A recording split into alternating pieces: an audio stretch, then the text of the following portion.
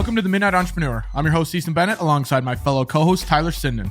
We are both entrepreneurs who are learning, growing, and building our own businesses, and our goal is to share our experiences and knowledge to help you grow and become a successful entrepreneur.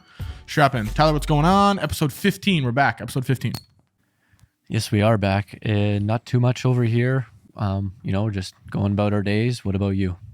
Couple long days. Just said that before we hit record, but long day yesterday, editing a bunch of stuff. I told you that I've started to implement more of a time blocking. I know last time we talked, we were doing I was doing more to-do lists and then just crossing off top threes. Went back to time blocking because I was feeling like I was in a little bit of a rut, and now the last couple days have been absolutely just flying. I feel like when you first started your to-do list, I'm going to guess that you were flying as well. I feel like it's switching back and forth. It's something new. So maybe you're going to have to just constantly switch back and forth when you get in that rut. 100%. That's actually what I was thinking. I think I get bored, and obviously that's today's topic is shiny object syndrome, and we're going to get into that. But I get bored doing one task or doing it one way all the time. Yeah. I think that ties into our last week's episode about, with the new environment, going out to a coffee shop, or maybe that was 2 weeks ago, but getting in that new environment, getting some new spark of innovation or, inspiration going. It's got to get out there and do things. And that's where I was thinking on the drive home today. We had a shoot for Gooseneck Implements, and we were shooting some, they have new tech coming out where the technician can see the glasses through. So like you wear the glasses and then they can remote help you fix it. So you don't have to bring your equipment into the shop. So you throw the glasses on. It's almost like a Spy Kids type deal. It's kind of cool. So it's like VR or AR type of stuff? Yeah. It was just pretty like sweet. Live webcam type of deal. Yeah. And then there's a remote glasses? operator. Yeah, there's a remote operator on the other side, and he pretty much says like, okay, and he can put arrows and circle things on the screen and on your glasses so you can see what he's pointing at. So pretty much the video we shot today was explaining that, because they're going to start pitching that to the people they work with that can buy the glasses, and then they won't have to bring their stuff into the shop. So that's what I was doing today. Long day of shooting. I got another long night. We're filming this podcast, and we're filming another podcast after this. So it helps though with the old the time blocking. You just put it on the calendar, and then it's set in stone. You have to do it or you get arrested. Don't want to get arrested. You got another podcast after this? Yeah, we're filming a Three Dudes episode because one of the guys on the podcast is leaving for Christmas break. He'll be gone for a couple weeks, so we're going to stick a couple in the vault just so we have them for those couple weeks we can't film. But, yeah, should be a good time. Should be a long night, but other than that... Seems like it. Trying to think of some other things that's up with me. Your retainer. Yes, retainer. So locked in a retainer towards the... I don't know when it's going to start. I'm thinking probably January, or maybe. Well, I'm going there in December for sure, but I don't know when the retainer portion will start. And then I'm thinking it'll be a 3 to 6 month window. I told him I'd like to do 6 months minimum, but pretty much it's in a different city, which is 4 hours away. So it's going to be a new adventure, something that I haven't had before, a retainer outside of Minot. And it's really to start expanding into different cities. And we were talking about pricing, how I'm going to go about that, because we were talking about compensation. Really, I'm just trying to cover my expenses to get there, stay there. So I'm at least breaking even, and then hopefully I can make a little bit of change on top of that. But it's a relationship I want to build to, one, get in that city, and because there are certain clients you work with that you think, okay, this down the road could be a big thing. And sometimes you got to take those risks, take those opportunities. And this might be one of those clients. So that's kind of the thought process behind that. Yeah. What kind of business is this? I think that was one thing that you said we'll touch on here. Yep. It is they make barbecue sauce and hot sauce and steak seasoning and rubs and all that. So it's actually a retail product, and they're in a bunch of different stores in North Dakota. They're in Shields, most grocery stores you go to. So really they're starting to expand into the Midwest. And I think if I can kind of latch on and grow with them, that'll be exciting. And it's nice because the guy is actually, I don't know if he's my age or a year younger, maybe. I want to say he's my age, but he's my age. So it's cool that you can spitball these ideas with a person that's in the same position as you, age-wise and business-wise, where some clients you work with might be 50, 60 years old. They don't know the new things up and coming. So it's fun to work with this client when we're so similar. Yeah, that are they going to be running commercials like nationally or in the Midwest, or is it just going to be social media, or where are those videos going to be at? I don't know about commercials like TV wise, but I know he wants to get into the paid advertising where he can start running paid content on Facebook and TikTok or wherever it might be. And really, I told him, I said, hey, I want to use your business as a case study to start showing other clients how this works. So I want to I'm going to offer him as much value as humanly possible to grow his brand from where it's currently at. Maybe I think he has 600 followers on Instagram. He just launched a TikTok. So really, I want to throw the book at him, come up with all my ideas, exhaust every option, and for 6 months, see if we can get this thing to absolutely blow up. And if it does, we can sign on for a longer case study, whatever that might be. But I want to use it as a portfolio piece to show people, if it does work, hey, we did this for X company. We'd like to do it for you too. And here's the proof. So would it be to grow the social media following? Would it be to generate more revenue, a mix of all of it? Or what's going to be the goal? Have you guys determined that yet? We haven't. I think it's going to be a mix of all of it because he said he wants to do organic content. He wants to do stuff that's easier to watch where it doesn't take so much or less of like the selling videos. And then he wants to do more of the actual paid advertising, the higher end commercials. And I told him, I said, hey, I think, I'll come to Fargo once or twice a month. We'll shoot all the content in advance and then you'll have it for that month. And then, we'll get on a call once every couple weeks and discuss the strategies, how things are working and go about, what are ways we can make this better, what's working, what's not working. So really I'm trying to put a $10,000 product into the lowest amount that I could accept taking for something like this. Yeah, that's interesting. Cool product. That's a different type of product to be able to consistently come up with ideas for videos and content. So it'll be interesting to see what you do with them. And it's exciting because his ideas, he's down to do a lot of stuff. So if I say, hey, we need to start a series on trying your hot sauce on different foods or whatever it might be, he'll be like, okay, let's do it. And he's always gung-ho. He wants to do it. If I'm like, hey, start a podcast on hot sauces, I don't know if he'd be down to do that. But if I pitch something like that, he's not just going to be like, that's stupid. You know what I mean? He's willing to try whatever it takes because, he is my age and he is in touch with how the culture is going now. Have you seen Hot Ones? I have. And that's why I'm like, dude, we got to start something like that. Yeah, that would be pretty cool.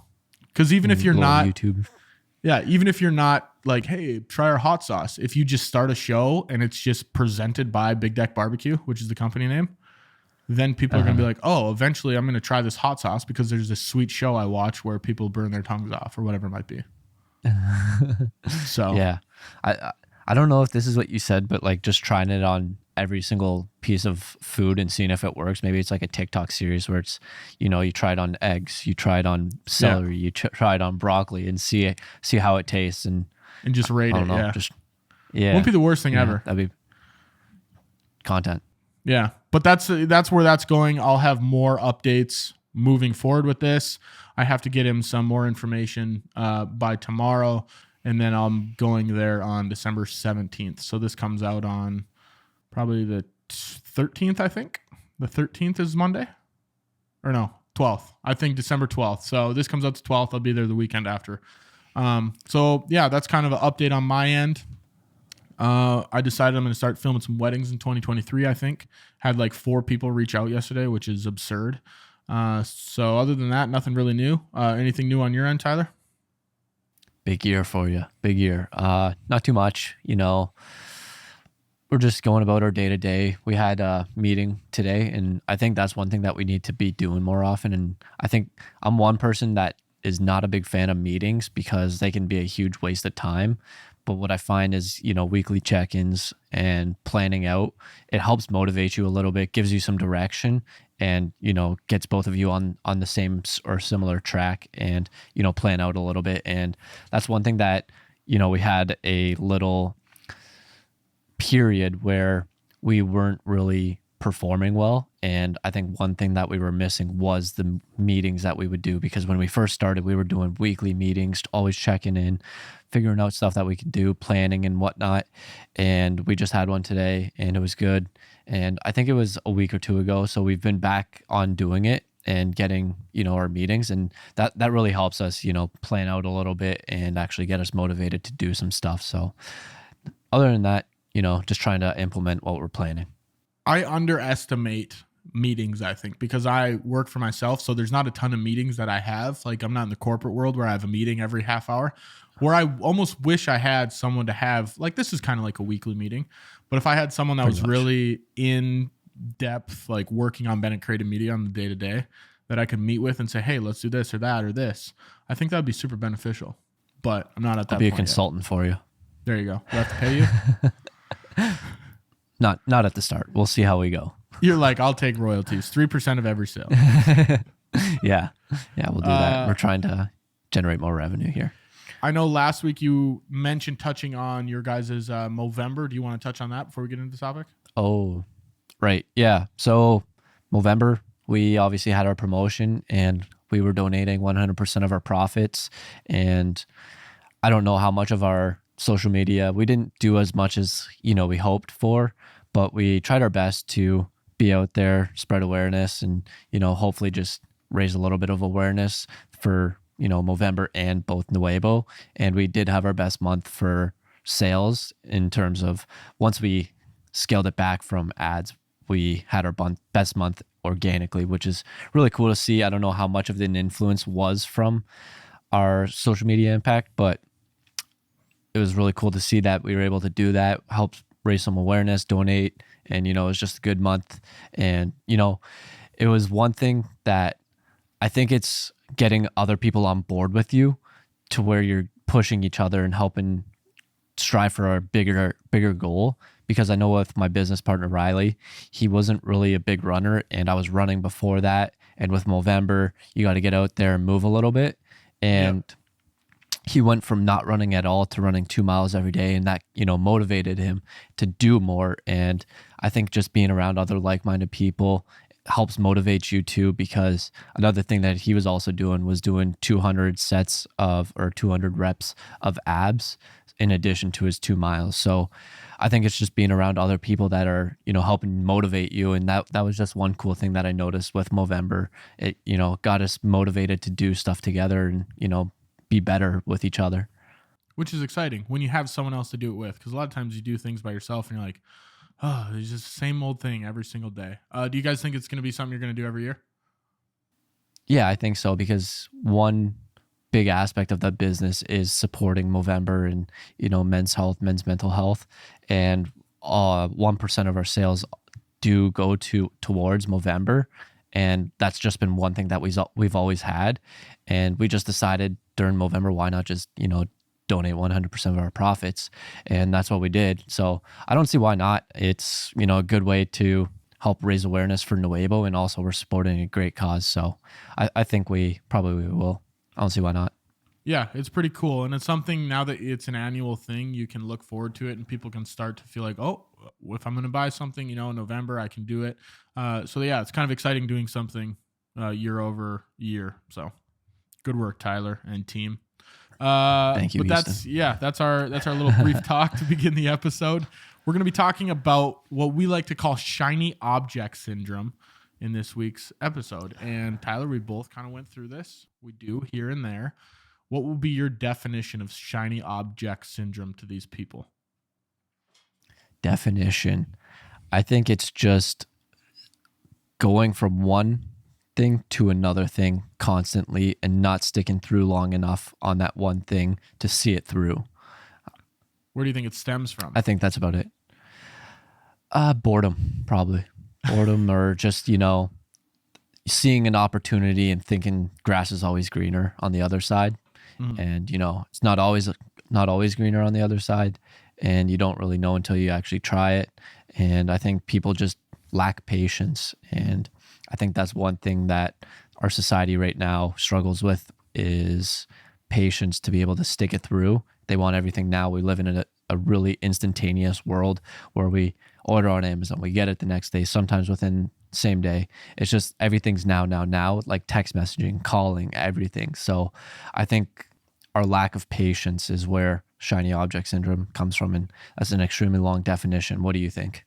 Well, one thing that will always hold true in my experience is that there are little few things that actually are overnight successes that happen and okay, this worked super quickly. Most things when you're going about the business world that I've experienced for myself, it takes a long time to build them. So that's one thing that we might be losing a little bit in our culture with how things are. Like you said, texting, calling, it's so fast, TikTok fast, the attention spans are shorter and shorter. So if you can somehow trick your mind into thinking, okay, I just need to ride this out. I have to be patient with it. It's not going to be an overnight success. Most things aren't overnight successes. That's really when, things will start to turn for you, I think, a little bit. There's a quote by Steve Jobs. I forget what it is. And I know one thing that we always talk about was like, we started out really hot with our quotes. Oh, yeah. We've been trailing off a little bit, but We burned them up. the quotes, yeah. If you look closely, most overnight successes took a long time.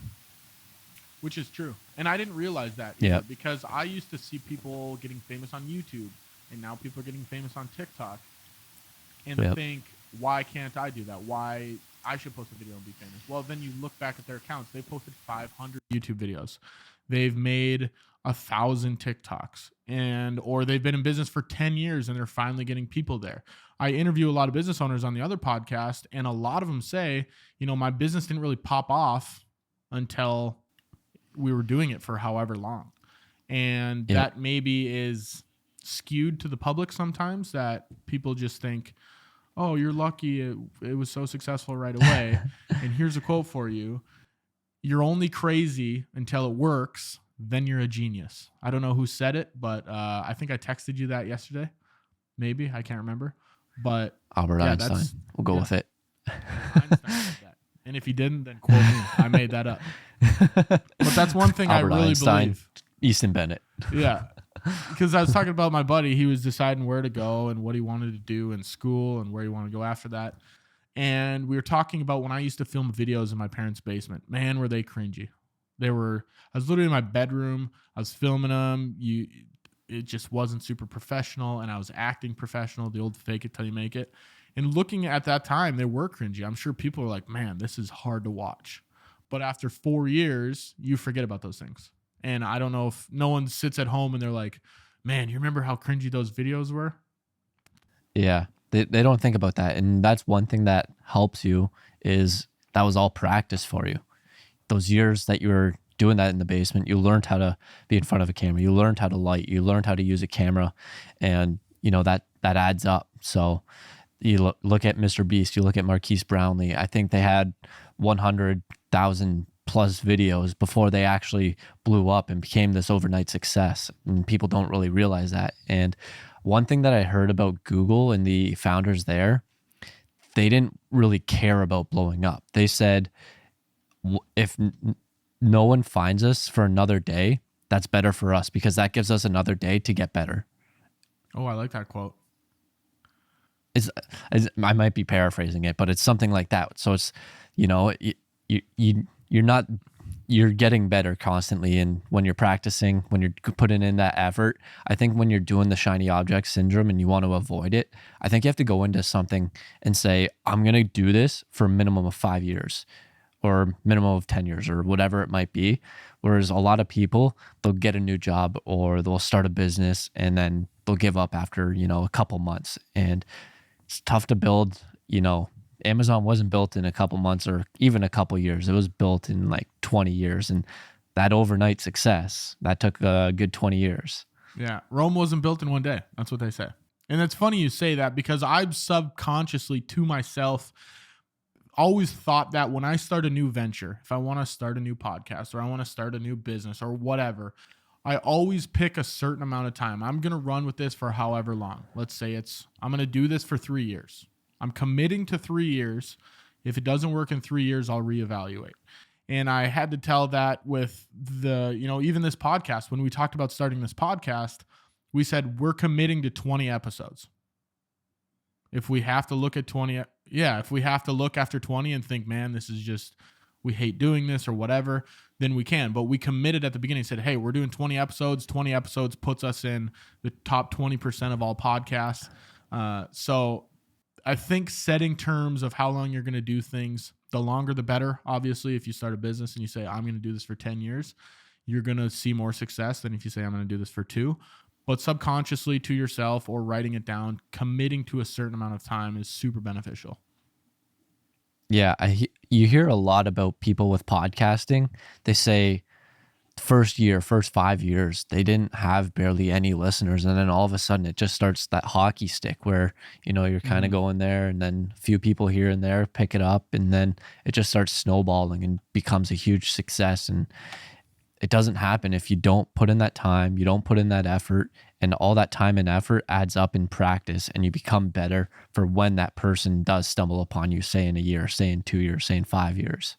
Yeah, one thing I always say, you don't know what you don't know. And really the only way to get through that, unless you have a mentor or someone that's helping you, is to work through it, especially podcasts and creating content. I don't know what's a good podcast because I've never filmed a podcast before. If you do 50 of them, you're going to have a little bit better idea. So if you work out those kinks, that's really when things are going to start to turn, or should, hopefully. How do you feel about the old jack of all trades, master of none, niching down? People say, should I niche down into one category? What are your thoughts on that side? I feel like that's where I'm leaning towards. I'm becoming like a jack of all trades and it's not good. But at the same time, it's the show Dirty Jobs, where he just bounces from different job to job. I'm like, man, that would be cool to try it out. See, get all that different experience, see what job you like, see what job you don't like. And I think it's good to figure out what you do and don't like. But at the same time, when you're bouncing back and forth, if you were to just choose one and stick with it, you're going to be that much farther ahead comparative to yourself if you keep bouncing back and forth, or compared to someone else that's just coming in. So it's that long-term effort of sticking with it. And I think with me, marketing's such a wide ranging subject. Like there's so much within it where you can learn all of marketing, and I think that's what I'm doing, which is somewhat jack of all trades and master of none, but I'm mastering marketing as a whole, if that's possible. But yeah, it's hard what do you think? Well, it's hard to look at because there are so many different ways to view it. You can view it as, I'm not mastering any of these things. I'm a little bit, I know a lot about a lot of them, but you're not a master of one. If we talk about video production and content creation, do you go as far as to niche down and say, I'm only doing videos for chiropractor, or maybe I'm only doing interview videos? Is that niching down too much, or is the video production, are you mastering video production? How far do you break it down to say I'm mastering this? Like how far do you need to say, okay, this is my thing? Does it have to be super, super niche, or is it kind of just basically like I'm mastering video production, but I can do a plethora of different things? From what I hear is you want to niche down as much as possible, because then you're able to charge a premium because you're the expert, you're the best in this one specific area. So you're going to charge the most for it. You say you do niche down into only chiropractors.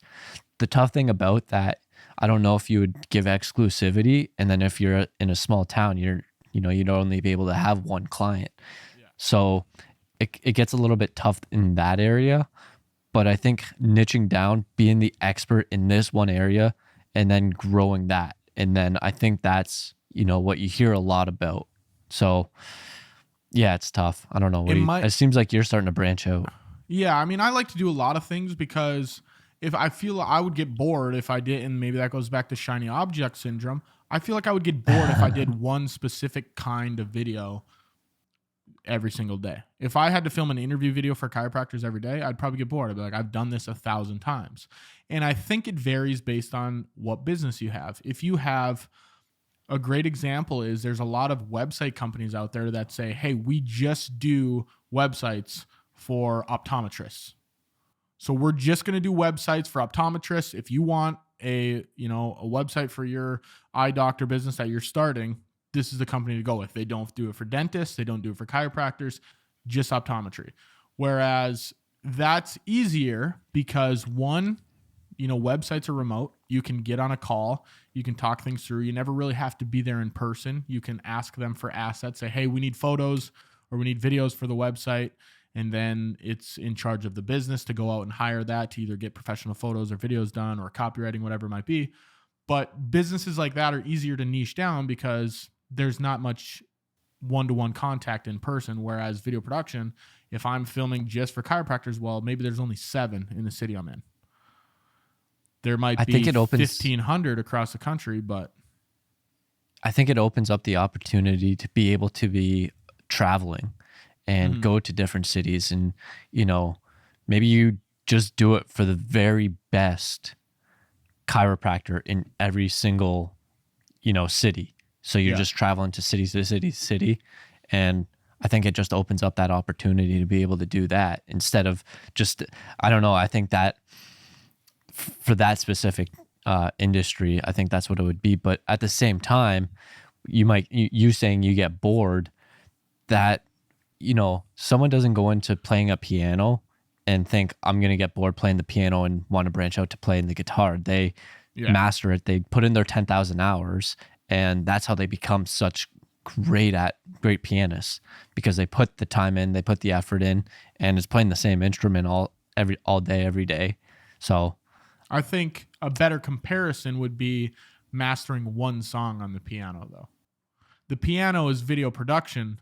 The song is chiropractors. So if I play the same single song every single day, yes. But if I could play any song on the piano, that's like video production. I can film any video. I've mastered the piano, which is video production. So that's where, the comparisons are. You can take them however you want. There's obviously comparisons to argue one side versus the other. Not that we're arguing about it, but it's interesting. It's interesting to look at. It's really a lifestyle choice. Do you want to film one thing, or are you going to get bored? Like I would get bored.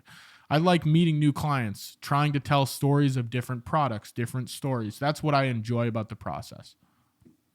So would you say that you bounce back and forth then? Because before I was thinking that you've avoided chasing shiny objects because other than your first business, you created this business and you stuck with it. I don't know when you're on like year 3, 4 now. Yeah. You've created it, you stuck with it, and you haven't bounced around. You haven't, seen another opportunity and be like, oh, I'm going to chase that. Especially when you first started out, I don't even think you had any clients yet. Maybe you had one, and then someone offered you a job. It's avoiding these opportunities when they come up, and you're saying no to those opportunities. My shiny object syndrome is inside of the video production field. So I'll film a video, like we filmed a video today, and then I don't really want to edit it. I just want to say, okay, I want to go to the next thing. I want to film the next thing. Start outsourcing, man. I feel like, that project's done to me now. I already filmed it. You know what I mean? Start outsourcing. I'm going to. That's 2023's plan. I'm going to put together like a 2023 plan of things I need to be better at and things that'll save me time. But I would say that's my internal shiny object syndrome, is that once I film something and meet with a client, it's just I'm pretty bored after that. Like now that the footage is on my computer, I know I got to sit down and not do anything for 8 to 12 hours and just put it together. So that would be my shiny object syndrome. But yeah, I haven't really, that's a tough thing to say, shiny object syndrome. But I haven't really bounced from business to business or opportunity to opportunity because I do enjoy filming videos, I think. How did you stumble upon, okay, would you say you got lucky, or how did you stumble upon becoming such passionate about, so passionate about videos? I think I always tell people it stems from movies. Like I love movies and stories, but I don't know if that's really the answer. I wanted to start a show, and it started, with, I was interviewing teammates that I was playing with in Canada, and then I learned how to use a camera, and really it stemmed from Peter McKinnon. I watched every single one of his videos, and I'm like, man, this camera stuff is cool. You can make cool videos. So I don't know if it really stemmed from movies or what it did. Maybe it was a plethora or a combination of both. But I think there was a factor of luck in it, where I just kind of stumbled into cameras. I had no idea I like cameras. I picked one up and I'm like, oh, this is kind of fun. And then I stuck with it there. Did you tell yourself that I'm going to stick with this until 5 years, 6 years, 10 years? Or did you tell yourself any of that? Or did you give yourself a deadline where I'm going to quit this? Well, when I first picked up a camera, when I was doing the stuff in Canada for a couple of years, I didn't really think about it as a business.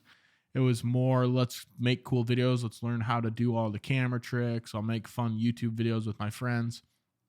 Then once I moved back to North Dakota, I decided, okay, I got to try to start making some money with this. And then from there, I never really looked back. I kind of just committed to this as, this is the business I'm going to run. I always knew I wanted to run a business.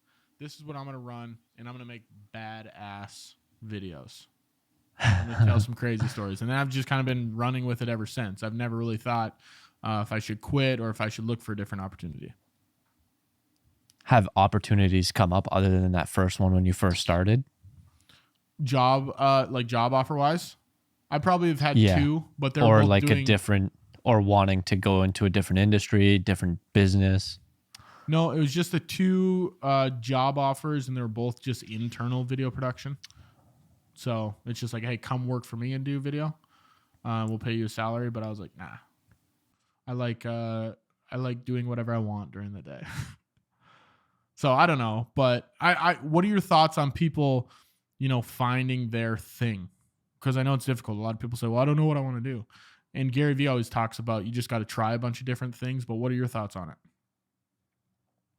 I think that's what it comes down to too. And a lot of people say, go after your passion, chase your passion. But at the end of the day, your passion doesn't pay the bills. And, you might have to have a day job to be able to fund everything. And maybe you're doing your passion on the side, whether that's videos, painting, underwater basket weaving, whatever it might be. You at the start, a lot of the times your passion isn't going to pay the bills. So you got to figure out what's going to pay the bills and then try and fit it in on the side. So you're able to bounce back and forth too. The passion thing is an interesting subject, and maybe we can do an episode on this about working in your passion. But I saw an article of it was a guy that started like a waste management company, multi-million-dollar company that just went around clean garbage. And the person was like, do you really think he was passionate about cleaning garbage? Or did he find a gap in the market and maybe he's passionate about building something? Your passion doesn't necessarily have to do with a specific service or something, but it does have to do with, it can do with granular things like, hey, I really like building a business, or I like taking things from point A to point B. That might be a thing. That might be your passion. Or I really like working with people. Okay, what can you start where you're working with a lot of people? Yeah, I think that's pretty good points, where I think a lot of people, have that passion of what they do is they build a business and then they sell it, and then they build another business, they sell it, build a business, and they just have a passion for that. They don't really care what the industry is. They just have that mind to find something, that gap where, this market needs this market needs that. And then they're able to go in there, build that, and they're just really good at that, and they know how to do that. And I think that's similar with Alex, where it's not building it, it's taking something that's already established and scaling it. Yeah. Do you think like Elon Musk, when he made PayPal, was he really passionate about delivering an opportunity for people to pay each other online? No, probably not. But he's maybe passionate about tech and, software design and engineering, whereas he found something that fit into his quote unquote passion. Yeah, I definitely don't. I think a lot of people, even with Mark Cuban did something similar as well, where I think he streamed basketball. He was the first person to stream college basketball in the internet.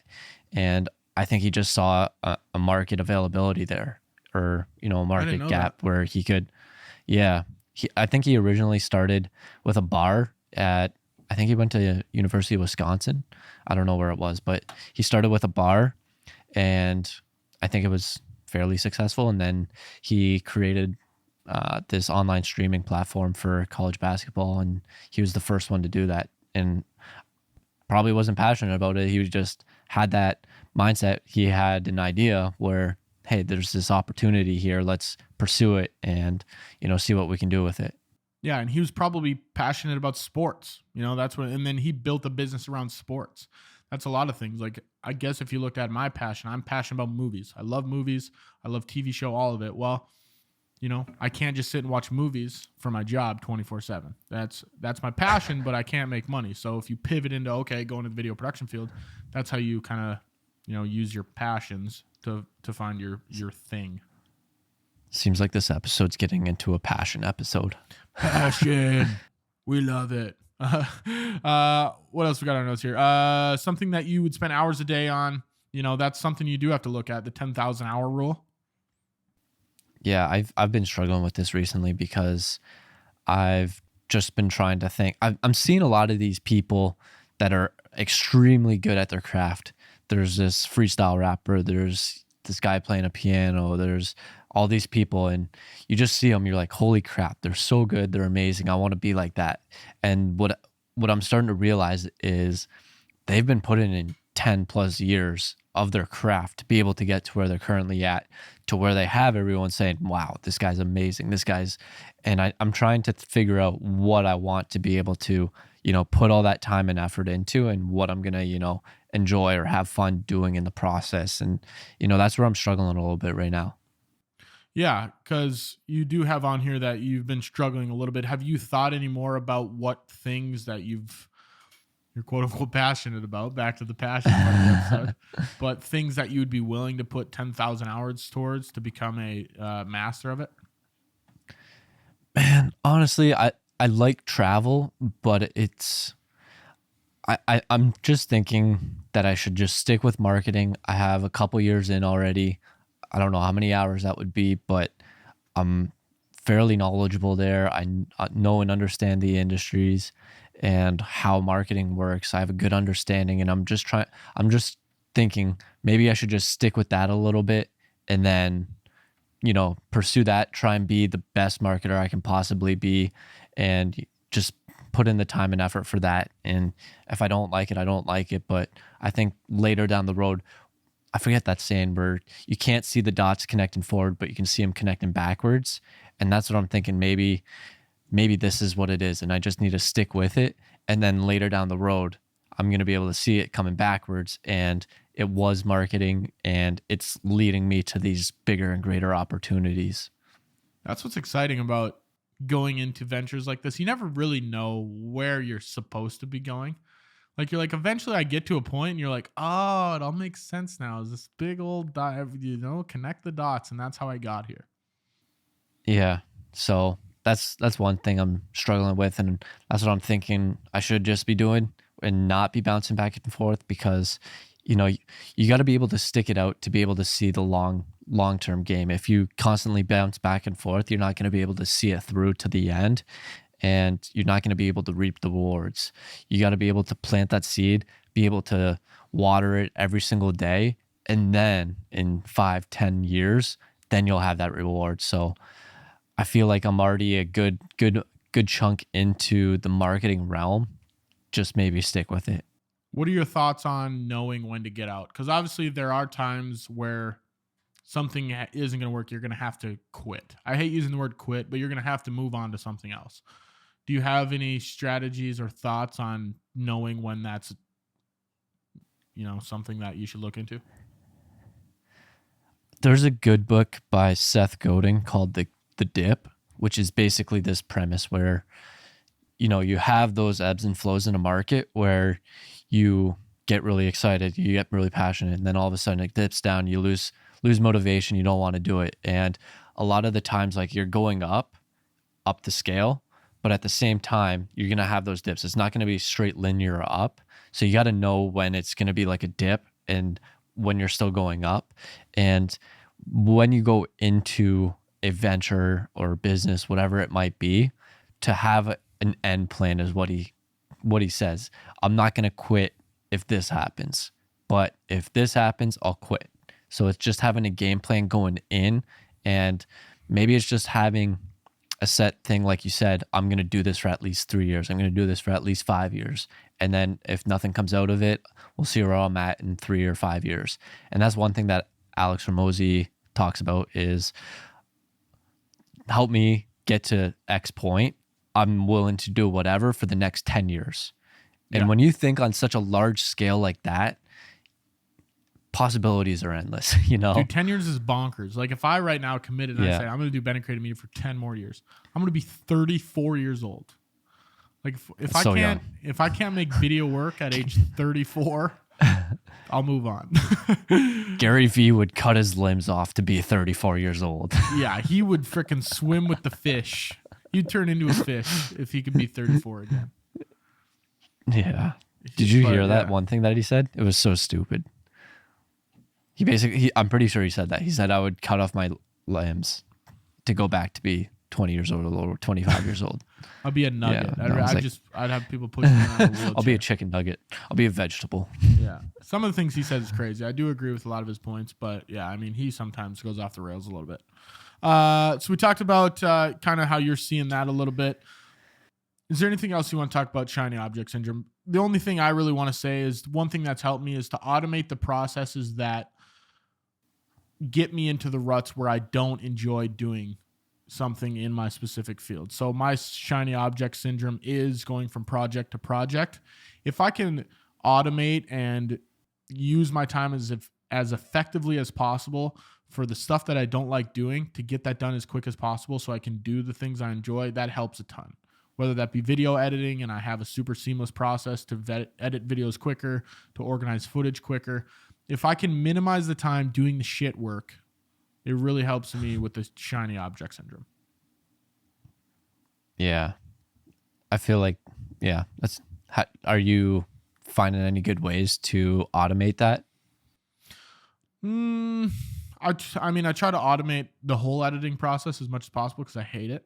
How do you automate it? Maybe, Not automate. Not automate's a bad word because it's more like how do you do things effectively? Streamline? Yeah, streamline would be a better word. You know, we were talking last night, keyboard shortcuts.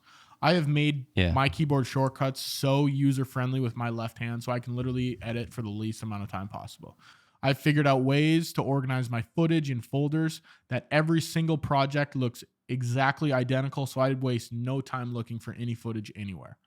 So just things like that are shortening the time that I'm sitting at that damn computer is really what I'm looking to do. And then I can go out and do the fun stuff, you know, talking to people, meeting people, shooting different videos. That's the stuff I enjoy doing. So that'd be my last piece of advice for the shiny object syndrome. The stuff that's making you feel this way and wanting you to move on to a different project or a different venture, see if you can get the shit work into a bucket where it takes the least amount of your time possible, the least amount of effort. You don't have to focus on it a ton, and then do the stuff you actually like and enjoy doing. I think doing the shit work is really good because when you do that shit work, you do those tough times. When the easy times come around, you're going to be able to fly through it. You know, you got you went through all these tough times, you went through all the shit, and you were able to go through it. And now when the easy times do come up and arise, you just crush it. Yeah. I mean, I'd rather not have the shit work. That's why I'm going to start outsourcing, but I hear you on the other end of things. Well, I feel like at the same time, you've already put in that work. You've been doing it for 3 years, so you've done a lot of it. So I think you've already done a lot of it, and I think that's a part of the whole struggle in the start of starting a business, whatever it might be. You're gonna have to put in a lot of that time and effort for that shit work. And you have to understand the stuff you don't like doing by doing it. Yeah, exactly. And figure out what you do like, what you don't like, what you're going to be outsourcing, what you're not going to be outsourcing, what you think is highest priority task, what's not highest priority task, and what moves the needle. I like that. Anything else to touch on for you there? Yeah, I have one question for you because you can maybe say, I don't know what you bounced from your timeline, but you did start your business with your clothing company first, and then you switched it to the video production company. Was there a reason you switched? Why? Because I feel like we could classify this as a shiny object where you quit that and then moved to this. Did it just didn't seem viable? You didn't like it? What happened there? Yeah, there was a couple determining factors. The first one being I knew the work it took to make it successful, and I didn't like doing that work. Not that I didn't like doing it, like, this is boring. It's like I didn't feel comfortable doing it. Because a lot of work, it was a clothing company, a retail company. I didn't like asking people or telling them, hey, go buy my clothes, right? Or do this, do that. I didn't like, and I felt morally wrong because I would wear Walmart $5 white t-shirts every single day where I'm like, hey, come spend $25 on a t-shirt for my company. It just didn't, exactly. It just didn't really make sense. So that, and then I realized if I wanted to make this a full-time thing, the scale that I had to get it to, and I wasn't willing to put in that much time, the profit margins on clothing, especially the clothing that I was selling, was so low. It's not like it was horrible, but if you're making, $8 to $10 on a t-shirt, you know how many t-shirts you have to sell to, make a living for that month, or how many sweatshirts or hats. So the scale you needed to have, it almost needed to start as a side hustle while I was doing something else. And I realized that early on, which was good. And it helped me learn a lot of the business things. But those are the two first things where I'm like, okay, maybe this retail way with clothing isn't the way I want to go. Okay. Gotcha. Did you go in with a mindset of, I'm going to do this for a year, I'm going to quit at this point? How long did you do it for? I probably did it for 2.5 years, 2.5 years.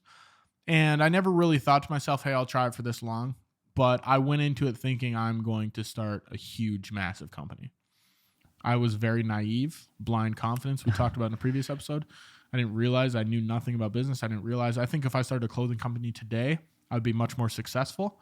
Maybe if I relaunched that company, I would know better ways to do it, especially with the knowledge I've gained. But yeah, I mean, I just realized early on, I'm like, okay, this isn't gonna fly. You got to stick with it. 5-10 years, you'd be chilling right now. You'd be Barstool.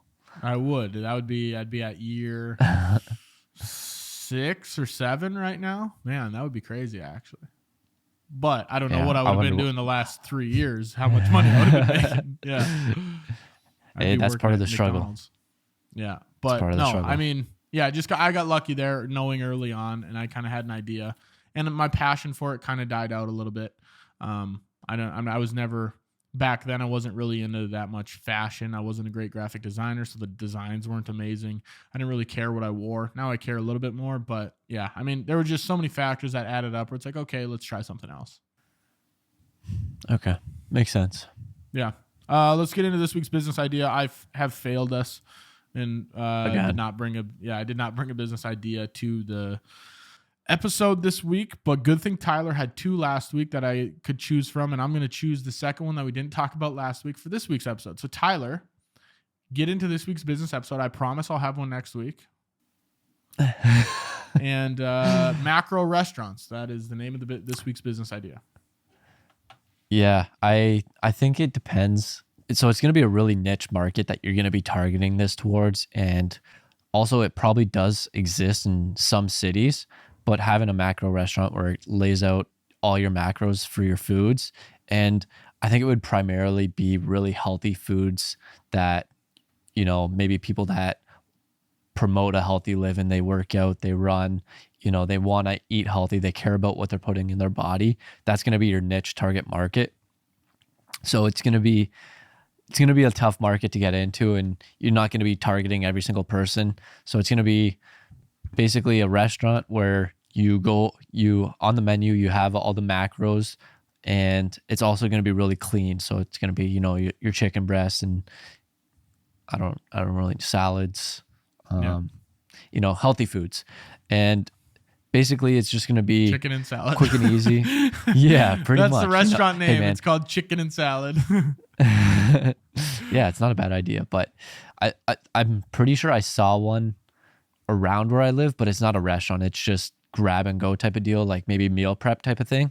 So there is that aspect of it. And I know meal prep services are pretty prevalent and have, had a little uptick in the last few years because a lot of people are caring more about their health and wellness. But I think just having a restaurant around that area with all the health, wellness, tracking your macros, I think that would be pretty interesting possibility. I like this idea, and now the more that you explain it, I knew the business idea just from reading it, but I like this idea that almost an influencer or someone that really promotes healthy living and healthy eating and these diets or whatever it might be this might be a good venture that they could go down. You've seen David Dobrik. He just opened some pizza restaurant or something or another. Dobrik Pizza, something like that. So he opened that, and other influencers, Emma Chamberlain started a coffee company, where if you think your favorite fitness influencer, if they opened a brick and mortar restaurant in New York City called, Chicken and Salad, and pretty much everything on the menu was macro, like you would really appeal to, one, the followers that you have, because they're loyal enough to go to your brick and mortar restaurant, and the people that are, people that go to the gym, guys, girls, whoever it is, and that really care about that healthy living. But I think it might be a good avenue for someone that already has amassed a following. It might be difficult to start if you're just Joe Schmo and you're like, hey, I want to start a business. Yeah, especially because restaurants are already a really tight margin business to go into. Going into one that is extremely niched down makes it that much tougher. Yeah, but if you have that audience, I think it makes it tremendously easier. So if you want to be a fitness guy one day, Tyler, you should amass a following on fitness, bring it in to Chicken and Salad, and I'll do the videos for it. Perfect. Yeah, you can get a TRX, or what's the steroid called? I don't know. There's some Tren, yeah. Yeah. There you go. We'll hop on. Do a few cycles. Yeah, a few cycles. My last cycle was last week. I see those. Currently on creatine, but creatine's not bad. I almost took creatine. I did take creatine for a little bit when I was playing hockey, but then I was like, gotta go to the gym more if I'm gonna take creatine. But no, I do like that idea, and especially if it's more niche down. I'm really into the idea of influencers and internet personalities branching off into different business ventures that are specifically niche to what their followers know about that influencer, such as maybe it's a brick and mortar restaurant, or Emma Chamberlain with the coffee company, things that their followers know they like. Start delivering them a product. It helped. Your followers already there. You can sell it to them, and it gives you another source of revenue. Yeah, even Mr. Beast opened up his Beast Burger or whatever it's called. He just has that fault. He could literally sell freaking oxygen and people would buy it. Yeah, like even Peter McKinnon, he sells a camera backpack now, camera bag. And if you're a huge Peter McKinnon fan and you have just disposable income where you want to buy the most expensive camera bag on the market, you can do that. It is there for you. So yeah, I mean, if more influencers would go in that direction, it might get oversaturated with some people thinking, oh, I'm this big influencer. But I know, like, You Betcha. Have you seen the You Betcha guy? Like, if he was to create some Midwest product, I'm sure a lot of his Midwest people would want to buy that. For sure. I think he did do something. I don't know. Maybe not. I don't know. I feel like he did. But so okay. Yeah, I like that idea. Macrorations, good call, Tyler. Thank you. All right. Anything else you want to touch on before we wrap this episode? I think that's about it. Anything you want to touch on? No, I don't think so. Hopefully I have more business updates next week when I've got a couple meetings this week. I actually got a text in the middle of this episode saying I've got some 2023 video plans. You have time to meet this week. So that's something I can maybe touch on next week. But yeah, I think that's good for now. Perfect. That's episode 15 of The Midnight Entrepreneur. If you have any questions you'd like us to cover or answer, you can email us at themidnightentrepreneur@gmail.com. If you found value in this content or found this entertaining, share this with a friend or post it on your story. If you really enjoyed the show, we'd love a rating and a review on wherever you're listening. Talk to you guys next week for another episode of The Midnight Entrepreneur.